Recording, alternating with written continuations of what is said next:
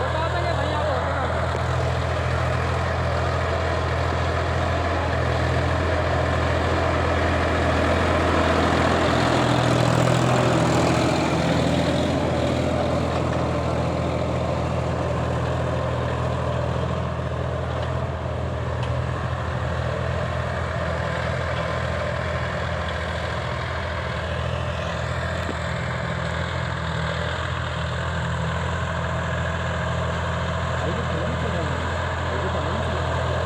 हाय के पहले ना